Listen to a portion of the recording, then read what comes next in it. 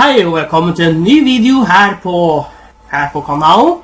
Og dette min review på Mario Tennis Aces. La oss begynne med story-moden. En mørk og mystisk kraft fra en racket besetter Waluigi, Wario og Luigi. Racketen har blitt funnet av Wario og Waluigi. Det er altså opp til deg å redde vennene dine. I story-moden så vil du få ulike typer challenges som vil teste skillsa dine. Noen kan tvinge deg til å bruke trickshots hele tiden. Noen vil tvinge deg til å gjøre sånn at du må ha så mange baller frem og tilbake. Og noen av challengesene ja, jeg kan vel egentlig si at de litt vanskelige noe sånn, men det jo for så greit nok. Men jeg legger merke til at story-moden i seg selv litt kort. Du kan så å si fullføre den på ca. 2 til 3 timer, hvilket jeg synes veldig kort. Og dere vil også sikkert finne dere selv tape en del på disse forskjellige challengesene. Og det dere vil se da, at dere går fra challengen og helt ut til Venture Map igjen. Og dere må da gå inn og ut, alt ettersom hvor mange år du taper. Så jeg skulle helst her ønsket at det var en slags form for en retry-option.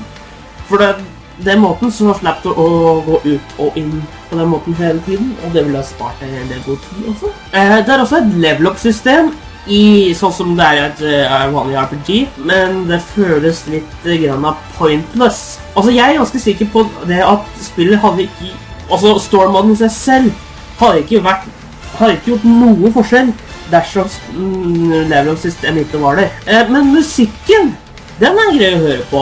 Det passer også inn i forskjellige matchene, og selve main-teamen jo også veldig catchy i seg selv. Gameplay, det fungerer egentlig akkurat som alle andre tennisspill. Du har trickshots som gjør at det kan bli enklere for deg å få tak i ballen dersom den havner litt langt unna deg. Med riktig timing så vil charge-meteren din fylle seg opp fortere. Og når meteren full, så kan du gjøre et special shot, som unikt til hver en av karakterene da. Du kan også prøve å gå for det å ødelegge racketen til motstanderen din.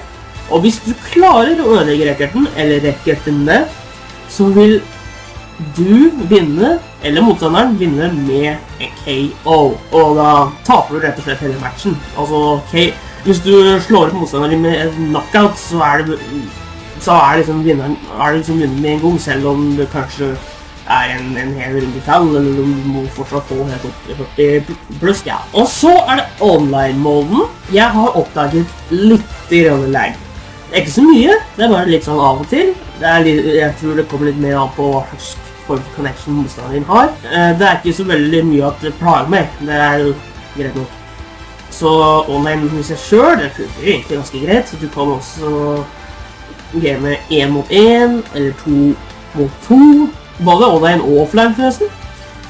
Online tournaments også mulig å delta i på Mario Tennis Aces, men det virker som det kun oppe på sette tidspunkt. Jeg vil tro det mest på grunn av det at du kan vinne karakterer som vil komme i DLC senere, noe som betyr at du kan få tak med tidligere da.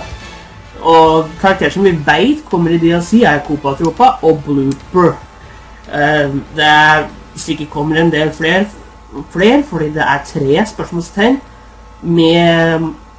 som har noe med online-tournamenten å gjøre, så jeg skulle ikke forøvre meg. Og den 3. karakteren, det sikkert Dry Bones. Jeg fikk også prøve meg litt på swing mode, og ja, for å si det enkelt og greit, du kan ikke bare bruke joycons på samme måte som du ville brukt Wii-kontrollen, men kontrollen i seg selv kunne vært bedre. Jeg har legget merke til at av og til når jeg skal serve, at jeg setter håndleddet mitt oppover litt grann, men jeg berører den ikke i det karakteren min slår. Karakteren min slo til og med før, uten at jeg hadde slått til med hånda mi. Og det synes jeg var veldig rart. Det flere situasjoner på det der, så noe lignende. Men det blir sikkert fikset etter hvert, liksom, at det eller sånt noe. Men swing mode har da også 3 forskjellige modes. Den ene regular ball. Det blir på samme måten som i vanlige matches. Bare at du kan gi ord Altså, du kan gi ditt ord på om ballen ble slått utenfor eller innenfor streken. Og det er jo egentlig litt stilig.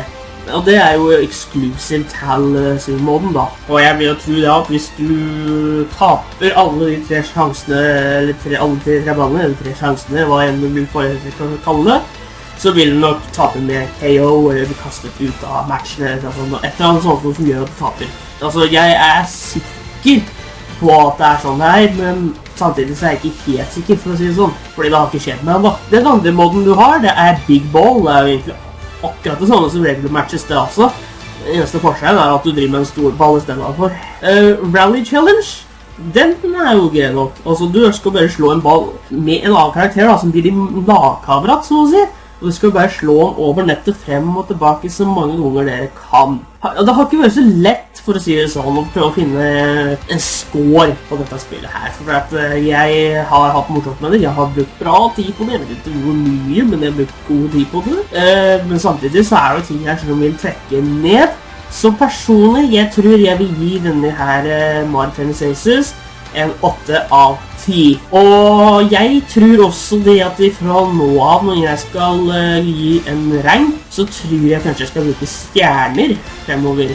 Hvilket betyr at 5 stjerner for eksempel, det er toppscore. Og 1 stjerne, da burde du holde under spillet, for å si det sånn.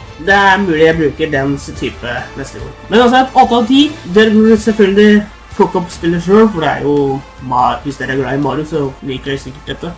Og hvis dere er glad i sportsspill, så kanskje dere liker det da også. Men uansett, med det jeg har sagt, så håper jeg dere likte denne videoen. Og så får dere bare abonnere på kanalen, for det setter jeg utrolig stor pris på. Og så ses vi i neste video. Og ja, nå blir det noen del. Jeg kan gi det et lite hint. Det kommer til å bli noen Let's Play-serier da på denne kanalen litt fremover nå. Så vi får se. Jeg sier ikke noe mer enn det, og ja, takk for at dere så på, og ha det bra.